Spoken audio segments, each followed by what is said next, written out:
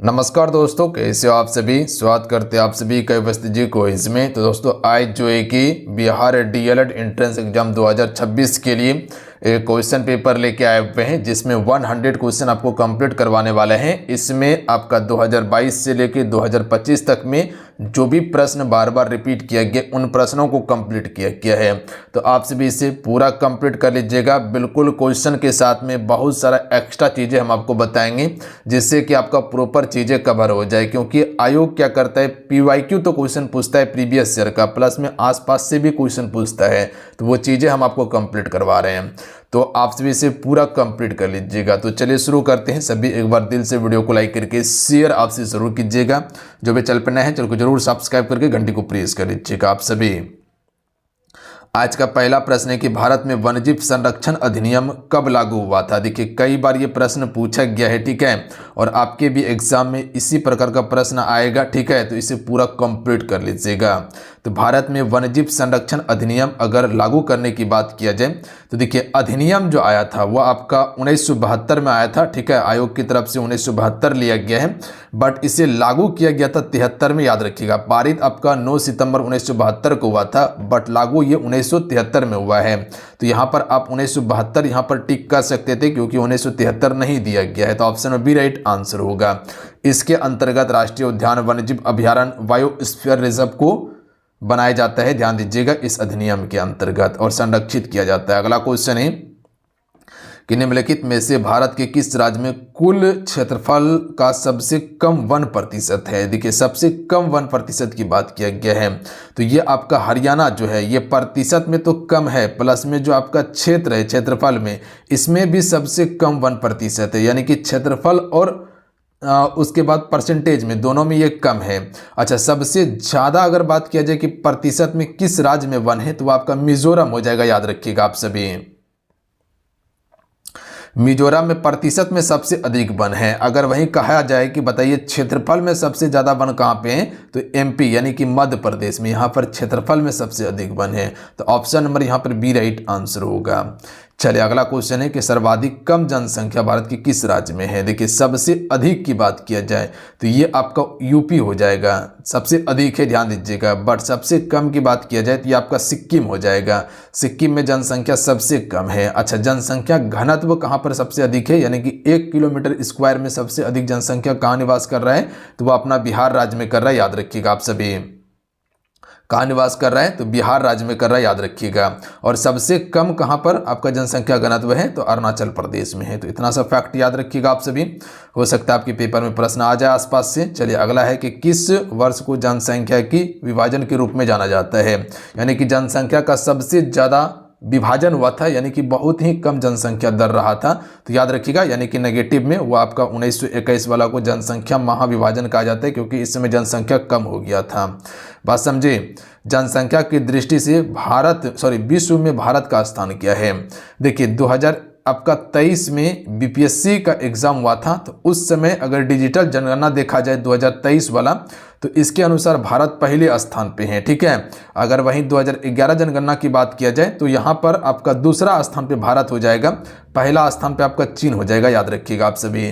तो 2011 जनगणना अगर लगा दिया जाए तो यहाँ पर पहला स्थान पे चीन, दूसरा स्थान पे भारत होगा। और वहीं अगर डिजिटल जनगणना दिया जाए 2023 वाला, तब यहाँ पर आपका भारत का स्थान पहला हो जाएगा। याद रखिएगा आप सभी, बात समझे, बिल्कुल। चीन दूसरे स्थान पे चल जाएगा। अगला है कावेरी नदी भारत के किन राज्यों से होकर बहती है। तो देखिए कावेरी की बात किया जाए तो ये आपका तमिलनाडु और कर्नाटक से बहती है, या कर्नाटक तमिलनाडु से। तो ऑप्शन में इसका बी राइट आंसर होगा। याद रखिएगा आप सभी। अगला है मतदाता सूची का परीक्षण कितने वर्ष में होता है। तो देखिए मतदाता सूची की बात किया जाए तो हर 5 वर्ष में इसका परीक्षण होता है। याद रखिएगा आप सभी। हालांकि देखिएगा जो आपका लोकसभा का चुनाव होता है या विधानसभा का चुनाव होता है वो 5 वर्षों में होता है, पंचायत का चुनाव 5 वर्षों में होता है। तो याद रखिएगा, तो हर एक 5 वर्षों में इसका जो है कि परीक्षण किया जाता है। और ये किसके द्वारा किया जाता है, तो निर्वाचन आयोग के द्वारा, यानी कि चुनाव आयोग के द्वारा। अगला है कि बिहार में कितने प्रतिशत भौगोलिक क्षेत्र में वन का फैलाव है। चलिए क्वेश्चन में 8 का राइट आंसर कीजिएगा आप सभी। तुम राइट आंसर ऑप्शन में डी हो जाएगा। 7.84% भौगोलिक में आपका वन फैलाव है, यानी कि राष्ट्रीय औसत से बहुत कम। भारत में बात किया जाए कि कुल क्षेत्रफल का कितना है 24%, झारखंड में 29% से प्लस है, बट यहाँ पर देखिएगा 7.84% है। और पर्यावरण दृष्टि से लगभग 33% पर वन होना चाहिए किसी भी राज्य में, या कह सकते हैं कि देश में पूरे क्षेत्रफल का। जैसे अगर बात किया जाए कि बिहार का क्षेत्रफल कितना है 94,163 वर्ग किलोमीटर है, कितना है 94,163 वर्ग किलोमीटर है, तो इसका कम से कम 33% पर वन होना चाहिए, तब पर्यावरण दृष्टि से इंपॉर्टेंट यानी कि सही माना जाता, बहुत कम है। जर्मनी की मुद्रा का नाम क्या था? तो राइट आंसर होगा मार्क। याद रखिएगा आप सभी, मार्क जो है ये कहाँ का है? जर्मनी का मुद्रा है, याद रखेंगे, याद रहेगा। रूबल कहाँ का है? तो रूबल रूस का मुद्रा है। अगला है भूमि जो एक या एक से कम कृषि वर्षों के लिए खेती के बिना छोड़ दी जाती है तो उसे डैश रूप में जाना जाता है।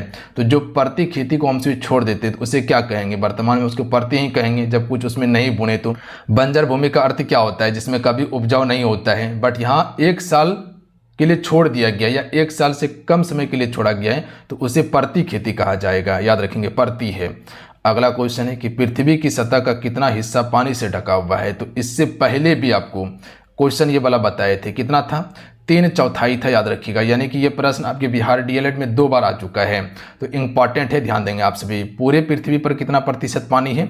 79% पानी है, 21% पर स्थल है, याद रखिएगा आप सभी, तो यानी कि 3/4 पर पानी है। अगला क्वेश्चन है कि लोकसभा को इंग्लैंड में क्या कहा जाता है? देखिए, पीने मात्र पानी की बात किया जाए तो 2.4% के अप्रॉक्स में पीने के लिए पानी है, या 2.2% भी ऑप्शन में रहता है, तो याद रखेंगे आप सभी। देखिए, लोकसभा में इंग्लैंड को कहा जाता है हाउस ऑफ कॉमन्स कहा जाता है, याद रखिएगा आप सभी, हाउस ऑफ कॉमन्स। और अगर राज्यसभा की बात किया जाए कि राज्यसभा को क्या कहा जाता है, तो राज्यसभा को कहा जाता है हाउस ऑफ लॉर्ड्स कहा जाता है। तो अगर क्वेश्चन पूछा जाए कि राज्यसभा को क्या कहते हैं, तो हाउस ऑफ लॉर्ड्स कहा जाता है, याद रखिएगा आप सभी, या लॉर्ड्स भी इसको आप सभी कर सकते हैं, ध्यान देंगे आप सभी, हाउस ऑफ लॉर्ड्स कहा जाता है राज्यसभा को। अगला क्वेश्चन है कि भारतीय लोकतंत्र की कमजोरियों को दूर करने का सर्वश्रेष्ठ उपाय क्या है? चलिए क्वेश्चन नंबर 13 पर ध्यान दीजिएगा आप सभी। तो इसका राइट आंसर होगा सुधारात्मक कानूनों का निर्माण करना, बिल्कुल सही आंसर हो जाएगा, याद रखेंगे। अगला है तेलुगु स्वाभिमान का नारा किस राज्य में दिया गया था? तो तेलुगु भाषा कहाँ पे बोला जाता है? आंसर लगाइएगा आप सभी। तेलुगु तो या तेलंगाना बोला जाएगा या आंध्र प्रदेश बोला जाएगा, तो आंध्र प्रदेश इसका बिल्कुल करेक्ट आंसर होगा। और 1953 में पहली बार आंध्र प्रदेश को ही भाषा आधार पर गठित किया गया था, यानी कि भाषाई आधार पर गठित होने वाला पहला राज्य था। अच्छा, अगर बात किया जाए आप सभी को कि आंध्र प्रदेश में पंचायती राज चुनाव जो लागू किया था, ये कौन राज्य था? तो ये आपका दूसरा राज्य बना था। पहला राज्य राजस्थान था जो कि नागौर जिले में 1959 में लागू हुआ था, याद रखिएगा आप सभी। उसके बाद फिर दूसरा राज्य आंध्र प्रदेश बनता है जो पंचायती राज को लागू करता है। अगला प्रश्न देखिए, कुस्तुनतुनिया का पतन किस वर्ष हुआ था? तो देखिए, कुस्तुनतुनिया का पतन 1453 में हुआ था। यहाँ पर तुर्कों का अधिकार हो गया था। देखिए, पहले जो व्यापार होता था मध्य एशिया की बात किया जाए या यूरोप की बात किया जाए, भारत का जो व्यापार होता था वह स्थल मार्गों से होता था, और ये कुस्तुनतुनिया जगह के नाम से ही पार किया जाता था। यहाँ पर जब तुर्कों का अधिकार हो गया था तो बहुत ज़्यादा टैक्स लेने लगा था, जिसके कारण से पहली बार भौगोलिक खोज शुरू हुआ था, जो कि 1498 ईस्वी में वास्को डी गामा ने भौगोलिक खोज किया था, यानी कि समुद्रों का खोज किया था, समुद्र मार्ग के द्वारा भारत का खोज किया और उसके बाद भारत पहुंचा था, ये याद रखिएगा। तो पहला व्यक्ति जो समुद्री मार्गों का खोज किया था भारत के लिए वो वास्को डी गामा था। बिहार का सर्वाधिक वर्षा वाला जिला कौन सा है? तो किशनगंज इसका बिल्कुल राइट आंसर होगा। अच्छा, भारत में सबसे ज़्यादा वर्षा कहाँ पे होता है? मानसीराम मेघालय में होता है। संसार की सबसे ऊँची सड़क कौन सा है? तो राइट आंसर ऑप्शन में भी हो जाएगा, लद्दाख में है उमलिंग लादर्रा, याद रखिएगा आप सभी, ये सबसे ऊंची सड़क है यहाँ पे। अलेक्जेंड्रिया किस सागर के मुहाने पर बसा है? तो देखिए, अलेक्जेंड्रिया जो है ये आपका लाल सागर के मुहाने पर बसा है। अच्छा, यहाँ से कभी कभी प्रश्न पूछा जाता है कि जो आपका स्वेज नहर है ना, ये किसको जोड़ता है स्वेज नहर? तो ये आपका भूमध्य सागर को लाल सागर से जोड़ता है, भूमध्य सागर को लाल सागर से जोड़ता है स्वेज नहर। अच्छा, पनामा नहर की बात किया जाए कि पनामा नहर जो है ये किसको जोड़ता है? तो पनामा नहर जो है अटलांटिक महासागर को, याद रखिएगा आप सभी, अटलांटिक महासागर को अटलांटिक महासागर को प्रशांत महासागर से जोड़ता है, यानी कि अटलांटिक महासागर को प्रशांत महासागर से जोड़ने का काम कौन करता है? पनामा नहर करता है। तो इसका करेक्ट आंसर क्या हो जाएगा? लाल सागर इसका बिल्कुल राइट आंसर होगा, याद रखिएगा आप सभी। अगला है कि प्रथम विश्व युद्ध के दौरान 14 सूत्री का योजना किसने प्रस्तुत किया था? तो सबसे पहले ये पता होना चाहिए कि पहला विश्व युद्ध कब हुआ था? 1914 में हुआ था जी, 1914 में हुआ था और 1918 तक चला था। तो ये एक डेट आपको ध्यान रखना है, हमेशा आपको याद रखना है आप सभी को। बात समझ रहे हैं? तो ये वुड्रो विल्सन इसका बिल्कुल राइट आंसर होगा, याद रखिएगा। अगला है प्रोकैरियोटिक और यूकैरियोटिक के बीच अंतर संबंधित है डैश का, यानी किसका अंतर है दोनों के बीच में? प्रोटीन का नहीं, ये पाया जाता है दोनों में, प्लाज्मा झिल्ली दोनों में, डीएनए दोनों में होता है। तो यहाँ पर न्यूक्लियस जिसे केंद्रक कहते हैं, जो कोशिका का दिमाग कहा जाता है, इसी का अंतर होता है। यूकैरियोटिक कोशिका में एक स्पष्ट नाभिक यानी कि केंद्रक होता है यूकैरियोटिक में, जबकि प्रोकैरियोटिक में नहीं होता। आइए अगला प्रश्न पर ध्यान दीजिएगा आप सभी कि सबसे प्रचुर मात्रा में कोशिकाओं सूक्ष्म जीव है। तो सबसे प्रचुर मात्रा में कोशिकाओं सूक्ष्म जीव जो है आपका बैक्टीरिया है, याद रखिएगा आप सभी, बैक्टीरिया इसका बिल्कुल राइट आंसर होगा। अगला है कि 1990 के दशक में वैज्ञानिकों ने पदार्थ के कितने अवस्थाओं को ढूंढा था?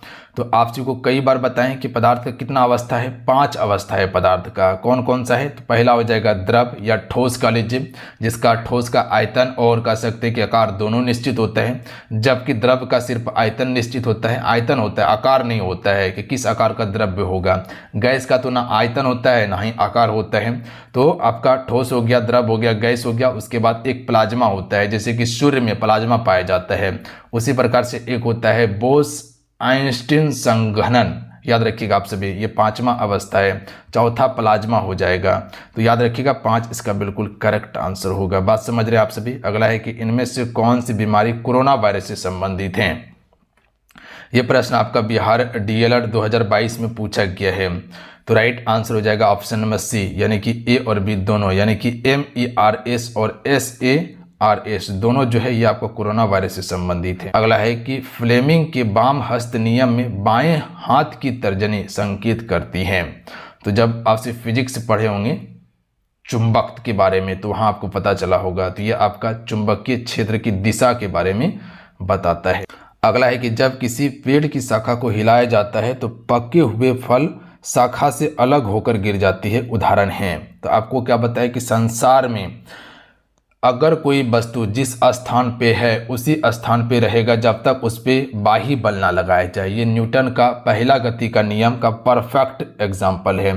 तो option number A right answer होगा। न्यूटन का ये पहला नियम है कि जब तक कोई वस्तु धरा है, जब तक उसको हम पीछे से बल ना लगाएं तब तक वो उसी अवस्था में रहेगा। तो यहाँ पेड़ को क्या किए, हम अपने बल से उसको हिला दिए, तो हिला दिए तो वो फल क्या हो गया, नीचे गिर गया है, यानी कि अदर इसमें फोर्स लगा है। तो न्यूटन का पहला नियम होगा। प्रथम पृथ्वी शिखर सम्मेलन का आयोजन कहाँ किया गया था? तो सबसे पहले तो ये पता होना चाहिए क्योंकि ये प्रश्न आपके बिहार डीएलएड में पूछा गया है। तो ये आपका रियो डी जेनेरियो ब्राज़ील में हुआ था। अब यहाँ से ये प्रश्न बन सकते हैं कि कब हुआ था। तो ये याद रखना आप सभी को 3 जून को हुआ था, 3 जून 1992 को हुआ था। ये डेट याद रखिएगा, प्रश्न आपके पेपर में आ सकता है। वह प्रक्रिया जिसके द्वारा पुरानी प्रजाति से नई प्रजाति विकसित होती है उसे क्या कहते हैं? तो प्रजाति का उद्भव कहते हैं। एक प्रजाति से दूसरा प्रजाति होगा तो प्रजाति का उद्भव होगा। निम्नलिखित में से कौन एकल संयोजी रेडिकल है? तो देखिए एकल संयोजी रेडिकल की बात किया जाए तो ये सभी हो जाएगा, क्लोराइड हो जाएगा, हाइड्रोक्साइड हो जाएगा और नाइट्रेट, ये सभी एकल संयोजी रेडिकल है। अगला है निम्नलिखित में से किसे एक मृत यांत्रिकी उत्तक माना जाता है? तो ये मृत यांत्रिकी उत्तक की बात किया जाए तो स्क्लेरेनकाइमा को माना जाता है, जो पादप से संबंधित है, याद रखिएगा पादप से संबंधित ये उत्तक है आपका स्क्लेरेनकाइमा। अगला क्वेश्चन है कि निम्नलिखित में से कौन सा एक धोवन सोडा का सही सूत्र है? तो यहाँ धोवन सोडा की बात किया गया है। सबसे पहले ये पता होना चाहिए कि धोवन सोडा का रासायनिक नाम क्या होता है? सोडियम बाइकार्बोनेट होता है। क्या होता है जी? सोडियम बाई नहीं, सोडियम कार्बोनेट होता है। सोडियम बाइकार्बोनेट नहीं, सोडियम कार्बोनेट ही तो होता है। और इसका सूत्र क्या है? Na2CO3 इंटू 10H2O होता है, याद रहेगा आप सभी को। Na2CO3 इंटू 10H2O होता है। अगला है कि कौन सा लेंस अवसारी लेंस भी कहलाता है? देखिए अपसारी लेंस जो कहा जाता है, अपतल लेंस को कहा जाता है अपसारी, और अभिसारी किसको कहा जाता है, अभिसारी, उत्तल को कहा जाता है। देखिए अपतल लेंस कब लगाया जाता है, जब किसी व्यक्ति को निकट का दिख रहा है, दूर का नहीं दिख रहा है, तो उसको देखने के लिए अपतल लेंस लगाया जाता है। याद रखिएगा आप सभी, यानी कि दूर दृष्टि दोष में नहीं, गलत बात, निकट दृष्टि दोष में, क्योंकि उसको निकट की वस्तु दिख रहा है, दूर का वस्तु नहीं दिख रहा है, तो दूर का वस्तु देखने के लिए अपतल लेंस लगता है। जबकि दूर दृष्टि दोष में क्या होता है, दूर की वस्तु दिखाई देता है, नज़दीक की वस्तु दिखाई नहीं देता है, तो नज़दीक की वस्तु देखने के लिए हम सभी उत्तल लेंस लगाते हैं, अपतल नहीं।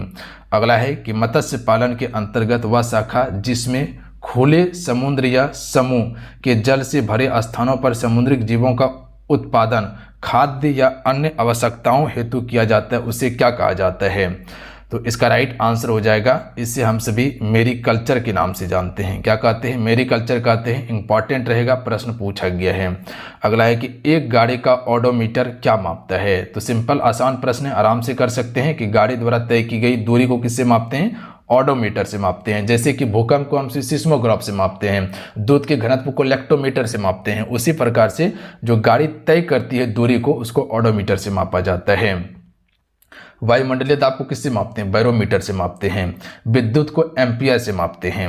विद्युत परिपथ में प्रभावित धारा का मान मापने में प्रयुक्त मंत्र, ये मंत्र नहीं यंत्र, याद रखिएगा आप, यंत्र कौन सा है, तो यहाँ प्रभावित धारा की माप की यहाँ पर बात किया गया है, तो किससे मापते हैं, ए मीटर से। याद रखिएगा आप सभी, प्रभावित धारा यानी कि धारा कितने जा रहा है, इसको किससे मापेंगे हम सभी, ए मीटर से मापेंगे। अगला है कि मूलांकर के अलावा पौधे के किसी अन्य भाग से विकसित होने वाले जड़ क्या कहलाती है। तो जो एक मूलांकर वाला जड़ होता है, जो मजबूत होता है, जो सबसे मेन जड़ होता है, इसके अलावा जो अलग अलग जड़ जो आप भी देखते हैं, उस जड़ को हम से किस नाम से जानते हैं, साहसी या अपस्थानिक जड़ कहा जाता है। याद रखिएगा, साहसी या अपस्थानिक जड़ कहते हैं। निम्नलिखित में से कौन सा पारा का अयस्क है। आसान प्रश्न है, आराम से कर सकते हैं आप सभी। सीने बार, सीने बार किसका अयस्क है, पारा का अयस्क है। अगला है एलपीजी में कौन सा हाइड्रोकार्बन मौजूद होता है। तो देखिए एलपीजी में प्रोपेन होता है, एन ब्यूटेन होता है और आइसोब्यूटेन, ये सभी होता है आपका एलपीजी में। याद रखेंगे आप सभी, एलपीजी जो घर में यूज करते हैं हम सभी सिलेंडर में। अगला है कि जल प्रदूषण के द्वारा मानव का कौन सा अंग सर्वाधिक प्रभावित होता है। तो सबसे ज़्यादा यकृत को प्रभावित किया जाता है। देखिएगा जल में आर्सेनिक अगर अधिक हो जाएगा ना, तो बहुत खतरनाक होता है आर्सेनिक, और अगर अधिक होने के बाद इससे क्या होता है, मृत्यु होने की संभावना भी होता है। और बिहार में देखिएगा तो जल में आर्सेनिक की मात्रा बढ़ रहा है। निम्नलिखित में से कौन सा युग्म सही नहीं है। यहाँ पर समझिएगा सबसे पहला पॉइंट कि जो मधुर भाषाएं हैं उसे मधुरभाषी कहते हैं, ठीक है। जो मधुर बोलता है उसे मधुरभाषी कहा जाता है। जो कुट बोलता है कुटभाषी कहा जाता है। जो कम बोलता है उसको वाचाल कहते हैं, नहीं गलत, जो कम बोलता है उसको अल्प भाषी कहते हैं। याद रखिएगा, अल्प भाषी, अल्प मतलब होता है कम, याद रखेंगे आप सभी, तो अल्प भाषी कहा जाता है। दांतों तले उंगली दबाना मुहावरे का अर्थ क्या होगा। तो दांतों तले उंगली दबाना मुहावरे का अर्थ क्या है, चंकित होना या अचंकित हो जाना। अगला प्रश्न देखिए, अलंकार से दिया हुआ है, कई बार ये प्रश्न आपको बताए हैं, और ये बिहार डीएलएड 2022 में पूछा गया प्रश्न है कि साड़ी बीचे नारी है कि नारी बीचे साड़ी है, साड़ी है कि नारी है कि नारी है कि साड़ी है। आपको क्या बताए थे कि इसमें क्या है, शंका होता है कि साड़ी बीच नारी है कि नारी के बीच साड़ी है, साड़ी है कि नारी है कि नारी है कि साड़ी है, इसमें पहचान नहीं किया जा रहा है। तो यहाँ पर क्या हो जाएगा पता है आप सभी को, संदेह हो रहा है, संदेह अलंकार हो जाएगा। आसान है क्योंकि साड़ी के बीच नारी है कि नारी के बीच साड़ी है, यहाँ पर संदेह हो रहा है हमको, तो संदेह अलंकार होगा। आसान प्रश्न था। अगला है कि इनमें से कौन सा वाक्य अशुद्ध है। मैंने अपना गृह कार्य कर लिया, ये तो शुद्ध है। तुम हमेशा फिजूल की बात करती हो, ये भी सही है। आज तुमने नई पोशाक पहनी है, ये भी सही है। कल मैंने नया पुस्तक खरीदा, ये वाक्य आपका अशुद्ध है। तो यहाँ पर जो नया है ना, नया नहीं होगा, यहाँ पर नई होगा। याद रखिएगा आप सभी कि कल मैंने नई पुस्तक खरीदी, खरीदी या खरीदा नहीं, खरीदी, याद रखिएगा आप सभी। तो कल मैंने नई पुस्तक खरीदी, ये आपका सही होता। अगला है कि व्यंजन भेद के अंतर्गत आता है। तो देखिए व्यंजन भेद के अंतर्गत शाब्दिक व्यंजन आता है। कौन सा आता है, शाब्दिक व्यंजन आता है। अगला प्रश्न पर गौर कीजिएगा आप सभी कि किसी वर्णिक छंद के प्रत्येक चरण में 15 वर्ण होते हैं तो उसे क्या कहते हैं। तो 15-15 अगर वर्ण हो तो उसे हम सभी मालिनी छंद के नाम से जानते हैं। तो ये आपको याद रखना है, मालिनी छंद कहते हैं। यहाँ पर देखिएगा एक आपको अर्थ बताना है जिसमें कि मुख्यार्थ है, लक्षार्थ है और व्यंग्यार्थ है। तो व्यंग्यार्थ कब होता है? जब किसी पे व्यंग कसा जाता है। तो यहाँ पर व्यंग ही कसा गया है कि कोटि मनोज लजावत हो रे, सम्मुख कहूँ ओह ओही तुम्हारी, सुन सम हेमय मंजूली बानी, सकुची सिंह मुँह मुस्कानी। तो इस प्रस्तुत कविता में सीता संकोच के साथ मुस्कुरा दी, अर्थात कह दी कि ये मेरे पति है। जब व्यंग कसा जा रहा था तो सीता संकोच के साथ में मुस्कुरा के बोल दी कि ये मेरे क्या है? पति हैं। तो यहाँ पर आपका व्यंग्यार्थक हो जाएगा, याद रखिएगा। अगला क्वेश्चन देखिए कि निम्न में से कौन सा वाक्य अशुद्ध है? प्रातः काल घूमना चाहिए, ये वाक्य बिल्कुल आपका शुद्ध है। समाज में अराजकता बढ़ गई है, ये भी आपका वाक्य बिल्कुल सही है।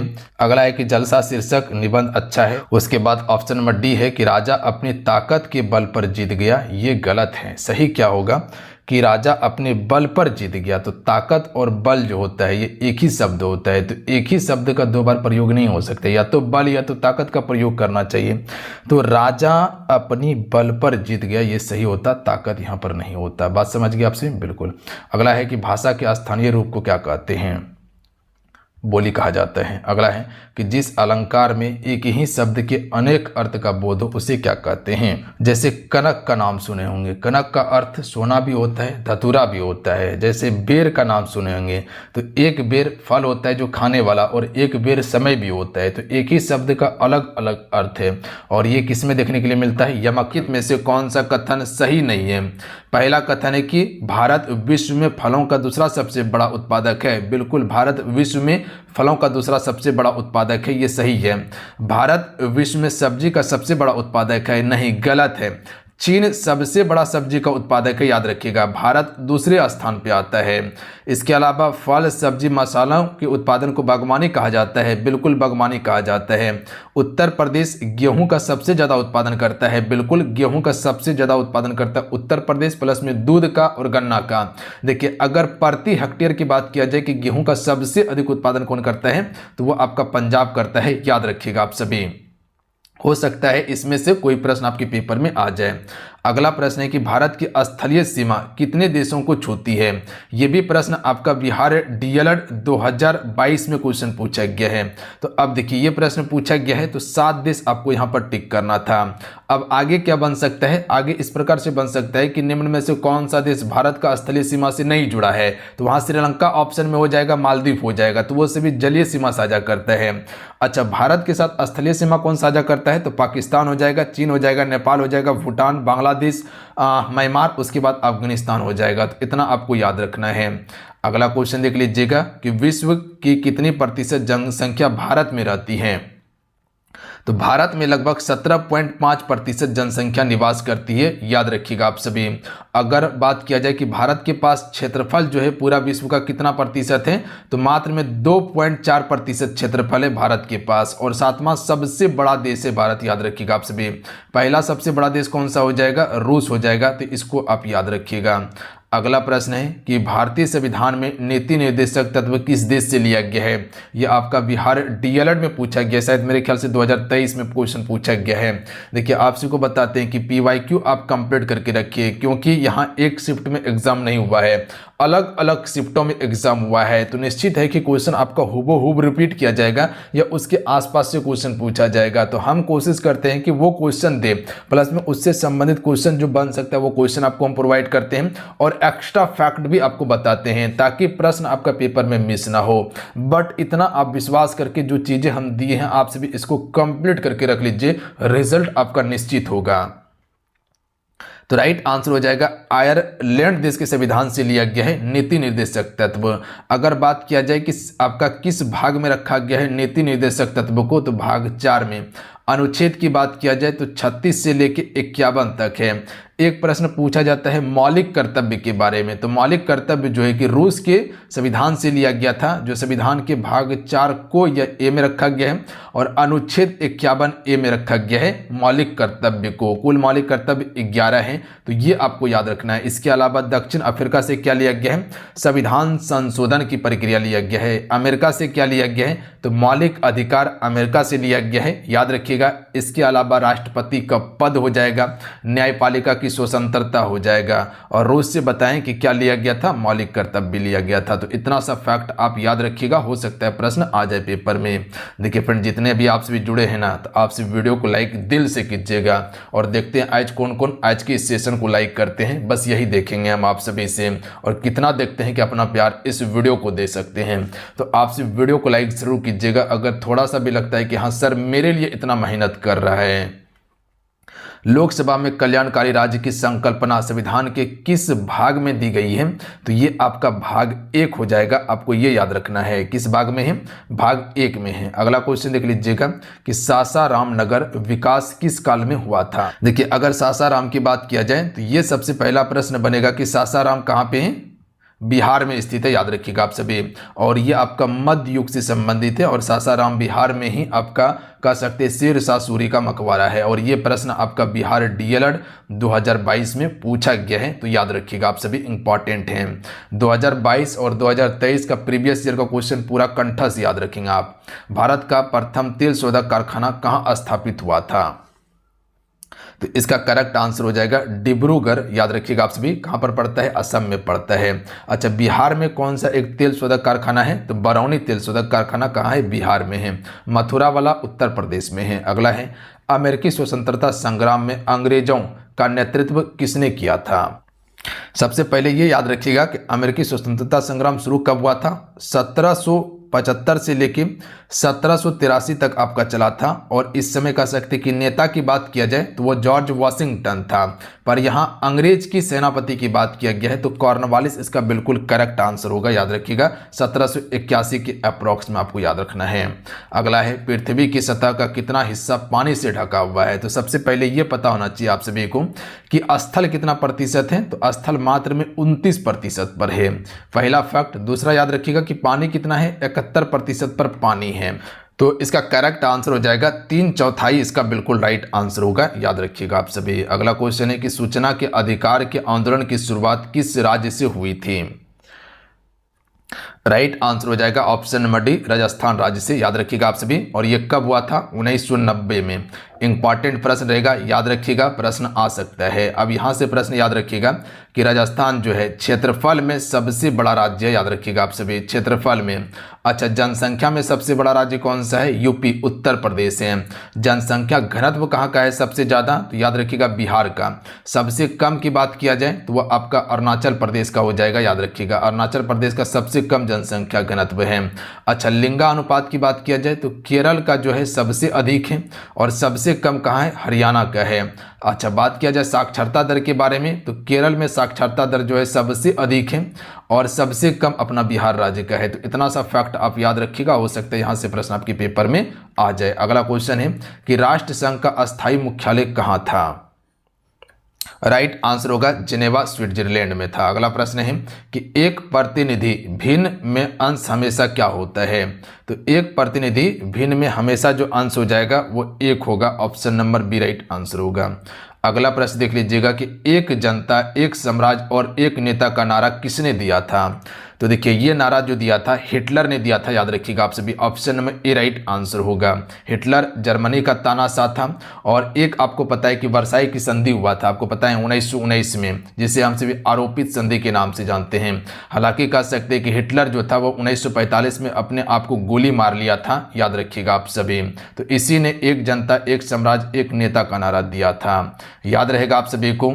अगला है कि किस संधि द्वारा जर्मनी पर कठोर एवं अपमानजनक शर्तें थोपी गई थी, तो यहाँ जर्मनी की बात आया हुआ है ना। तो अभी आपको बताया थी कि एक वर्साई की संधि हुआ था 1919 में, जिसके तहत कह सकते हैं कि आपका प्रथम विश्व युद्ध को समाप्त कर दिया गया, जो 1914 से लेकर 1918 तक आपका चला था।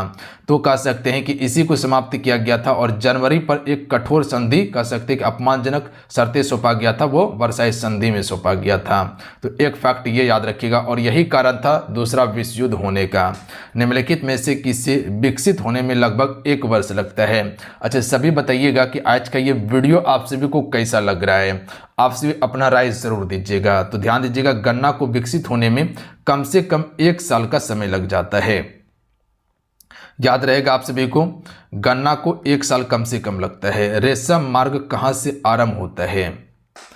तो इसका राइट आंसर हो जाएगा चीन से आपका रेशम मार्ग आरंभ होता है। अच्छा, चीन की राजधानी कहाँ पे? बीजिंग है, याद रखिएगा आप सभी, चीन की राजधानी। अमेरिका की राजधानी कहाँ पे? वाशिंगटन डीसी में अमेरिका की राजधानी है। अगला है कि चीनी उत्पादन में अग्रणी राज्य कौन सा है? तो देखिए, चीनी उत्पादन में अग्रणी राज्य उत्तर प्रदेश होगा, ऑप्शन में ए राइट आंसर होगा। और गन्ना, दूध बताएं कि उत्तर प्रदेश सबसे ज्यादा उत्पादन करता है।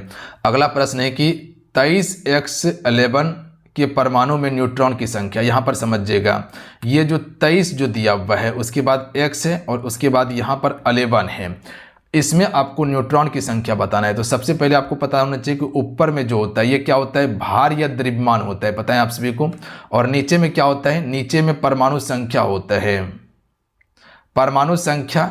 तो नीचे में क्या होता है? परमाणु संख्या होता है। तो अब न्यूट्रॉन की संख्या निकालने के लिए क्या होता है? तो याद रखिएगा आप सभी, द्रव्यमान की संख्या, याद रखेंगे आप सभी, द्रव्यमान की संख्या माइनस होता है आपका परमाणु की संख्या। तो न्यूट्रॉन की संख्या आपका निकल जाएगा। तो यहाँ पर 23 - 11 कीजिएगा तो कितना निकलेगा? 12 न्यूट्रॉन की संख्या निकलेगा। तो ऑप्शन नंबर डी इसका करेक्ट आंसर हो जाएगा, ध्यान दीजिएगा आप सभी।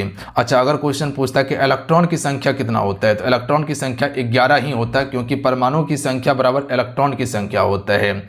बट न्यूट्रॉन की संख्या अलग हो जाएगा, उसके बाद फिर कह सकते हैं कि द्रव्यमान की संख्या अलग हो जाएगा। अगला है कि 100 वाट एक बल्ब को 1 मिनट जलाने पर ऊर्जा की खपत कितना होगा? तो सबसे पहले ये समझिए कि 100 वाट यहाँ पर बात किया गया है। 100 वाट बराबर 1 मिनट, 1 मिनट में कितने सेकंड? 60 सेकंड हो जाएगा। तो यानी कि 100 वाट को हम सभी 60 सेकंड जलाएंगे तो कितना हो जाएगा? 600 जूल इसका ऊर्जा खत्म होगा।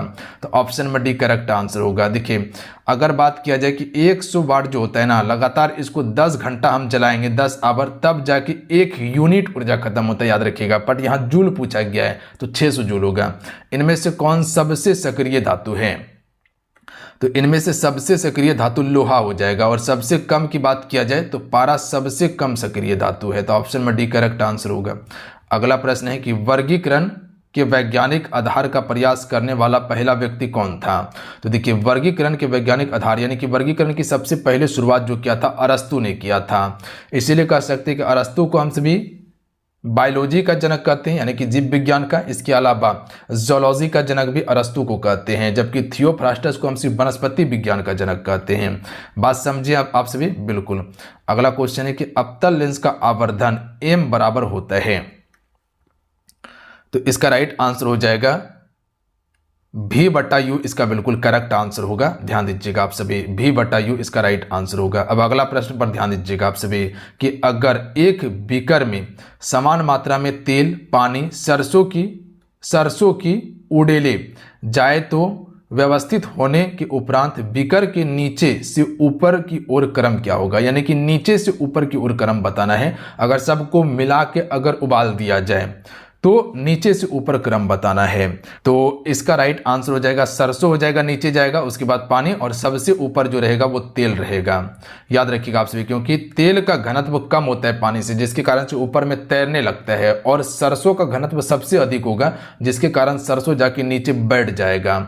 अगला है कि किसी गतिशील वस्तु के लिए विस्थापन और दूरी का अनुपात क्या होगा? देखिए, एक चीज आपको ध्यान रखना है कि विस्थापन जो होता है 0 हो सकता है। याद रखिएगा आप सभी, विस्थापन 0 हो सकता है। जैसे मान लीजिए कि ये पटना था, ठीक है, पटना से हम रांची गए, ठीक है, पटना से रांची गए और रांची से फिर पटना आ गए, तो यहाँ पर विस्थापन 0 हो जाएगा। बट दूरी कभी 0 नहीं होगा। मान लीजिए पटना से रांची 500 किलोमीटर था और फिर 500 किलोमीटर आए, तो 1000 किलोमीटर हम सभी चल चुके हैं, तो ये दूरी हो गया। बट विस्थापन क्या होता है? शॉर्ट डिस्टेंस होता है। याद रखिएगा आप सभी, तो यहाँ से गए और फिर यहीं आ गए, तो विस्थापन 0 हो जाता है। तो देखिए, एक से कम या एक के बराबर हो सकता है, तो इसका बिल्कुल करेक्ट आंसर होगा। तो क्या क्वेश्चन था कि किसी गतिशील वस्तु के लिए विस्थापन और दूरी का अनुपात क्या होगा। विस्थापन जो हो जाएगा एक से कम भी हो सकता है और यहाँ दूरी हो जाएगा एक के बराबर भी हो सकता है, तो ध्यान देंगे आप सभी। अगला क्वेश्चन देख लीजिएगा कि फल निम्नलिखित में से किस पुष्प के भाग से बनता है। राइट आंसर हो जाएगा फल जो बनता है वह अंडाशय से बनता है। अगला है निम्नलिखित में से कौन सा बुझा हुआ चूना है। सबसे पहले यह समझिए कि बुझा हुआ चूना का रासायनिक सूत्र क्या होता है, कैल्शियम हाइड्रोक्साइड होता है। क्या होता है जी, कैल्शियम हाइड्रोक्साइड। अब सूत्र याद रखिएगा CaOH2, इसका बिल्कुल करेक्ट आंसर होगा। एग्जैक्ट प्रश्न को याद रखिएगा, डायरेक्ट प्रश्न आपके पेपर में हिट कर जाएगा। अगला है कि चिपको आंदोलन का मुख्य उद्देश्य क्या था। देखिए चिपको आंदोलन की शुरुआत सबसे पहले हुआ था कब, ये समझिए 1993 में उत्तर प्रदेश का जो चमोली जिला था, हालांकि अभी वो उत्तराखंड में चल गया है क्योंकि 2000 के बाद उत्तराखंड नया राज्य बना तो उत्तर प्रदेश से उत्तराखंड कट गया, तो अभी जो है वो उत्तराखंड में है। तो अभी ऑप्शन में उत्तराखंड ही दिया जाता है, तो उत्तराखंड याद रखना है कि उत्तराखंड से ही शुरू हुआ था चिपको आंदोलन। 1973 में शुरू किसने किया था, सुंदरलाल बहुगुणा ने। वृक्ष कटाई से संबंधित था, तो याद रखिएगा आप सभी। तो वृक्ष को काटने से बचाने के लिए, तो ऑप्शन नंबर क्या हो जाएगा, वृक्षों को बचाने के लिए, ए राइट आंसर हो जाएगा। अगला है कि आमीटर पर प्रतिरोध होते हैं, तो आमीटर पर प्रतिरोध जो होते हैं बहुत छोटा होते हैं, option number D right answer होगा। अगला है कि एथेनोइक अम्ल का जलीय विलयन कहलाता है। सिरका एथेनोइक अम्ल का जलीय विलयन कहलाता है। अगला है कि फलों को पकने के लिए निम्नलिखित में से कौन सा पदार्थ हार्मोन उत्तरदायित्व है, तो राइट आंसर होगा एथिलीन। ध्यान दीजिएगा आप सभी, एथिलीन जो है फलों को पकने के लिए उत्तरदायित्व है। निम्नलिखित में से कौन संयोजित टीका है जो बच्चों को डिफिथेरिया, काली खांसी, टेटनस के बचाव के लिए दिया जाता है। तो यहाँ पर डिफिथेरिया, काली खांसी, टेटनस की बात किया गया है, तो इसका राइट आंसर होगा DPT का टीका दिया जाता है, याद रखिएगा आप सभी। अगला है कि माइटोकॉन्ड्रिया की संख्या अधिक होती है, तो अंकुरित बीजों में सबसे अधिक होती है। माइटोकॉन्ड्रिया को हम सिर्फ पावर हाउस के नाम से जानते हैं। अगला है कि आलू में अंगोती झुलसा रोग जो होता है ये किसके द्वारा होता है, तो ये प्रश्न को आप ध्यान दीजिएगा, इंपॉर्टेंट प्रश्न रहेगा आपके पेपर के लिए, याद रखिएगा अल्टरनेरिया सोलानी के द्वारा होता है, याद रखिएगा अल्टरनेरिया सोलानी के द्वारा। अगला है कि विश्व में सबसे अधिक वर्षा वाला स्थान जो है ये कौन सा है, तो मानसीराम मेघालय, याद रखिएगा मेघालय में पड़ता है, सबसे ज़्यादा वर्षा यहीं पे होता है। ऑर्गन सिस्टम अस्त्र का संगठन नहीं पाया जाता, तो right answer option number D हो जाएगा, प्लेटी हेलमिन्थेंस में नहीं पाया जाता है, याद रखेंगे आप सभी। बाकी बात एनिलिडा में, ऑर्थोपोडा में और मोलस्का में पाया जाता है। अगला प्रश्न पर ध्यान दीजिएगा आप सभी कि आजकल पढ़े लिखे युवक नौकरी के लिए खाक छानते फिर रहे हैं, तो यहाँ पर खाक छानना मुहावरे का अर्थ क्या होगा, तो सिंपल सा प्रश्न है कि दर दर भटकना, इसका बिल्कुल करेक्ट आंसर हो जाएगा। अगला क्वेश्चन है कि इज्जत उतारना मुहावरे का अर्थ क्या होगा, बिल्कुल आसान प्रश्न है। अपमान करना या अपमानजनित बातें कर देना, याद रखिएगा, या अपमानित करना, बात यही हो सकता है, अपमानित करना सटीक होगा। भयानक रस का अस्थायी भाव क्या होता है, तो भयानक रस का अस्थायी भाव होता है भय, याद रखिएगा आप सभी, सी राइट आंसर होगा। अच्छा यहीं से कुछ प्रश्न याद रखिएगा कि ये जो हास्य है ये किसका अस्थायी भाव है, तो हास्य रस का अस्थायी भाव हास्य होता है। अच्छा उत्साह जो है ये किसका अस्थायी भाव है, तो वीर रस का अस्थायी भाव जो होता है उत्साह होता है।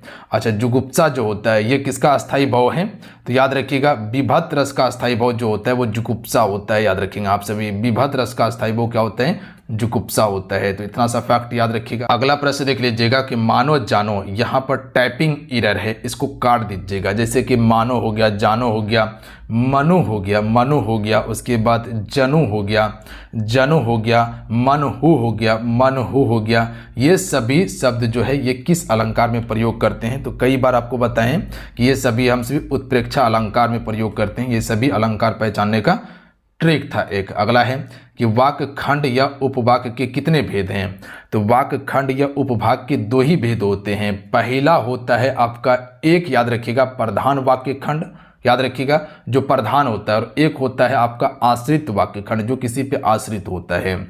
अगला है कि मतदाता शब्द में समास हो जाएगा, तो यहाँ पर इसका समास विग्रह कीजिए, क्या हो जाएगा, मत्य का दाता होगा। क्या होगा? मत्य का दाता। तो ये क्या है? कारक विभक्ति है। आपको क्या बताया कि जहां कारक विभक्ति रहे ना वहां पर आपका तत्पुरुष समास हो जाता है। अगला है कि जहां उपमेय में उपमान की संभावना हो वहां डैश होता है। देखिए, जहां उपमेय में उपमान की संभावना होना वहां पर जो अलंकार होता है उत्प्रेक्षा होता है। याद रखिएगा आप सभी, उत्प्रेक्षा अलंकार होता है। अगला प्रश्न है कि पायो जी मैंने राम रतन धन पायो, कौन सा अलंकार होगा यहाँ पर? बिल्कुल आसान प्रश्न है। यहाँ पर रूपक अलंकार होगा। कैसे? तो आपको क्या बताएं कि रूपक अलंकार में अगर किसी के जैसा अगर बता दिया जाए तो वहाँ पर रूपक अलंकार होगा। तो यहाँ पर धन को जो बताया गया है वो किस प्रकार का धन पाया है? राम रतन धन पाया, यानी कि राम के जैसा धन पाया है।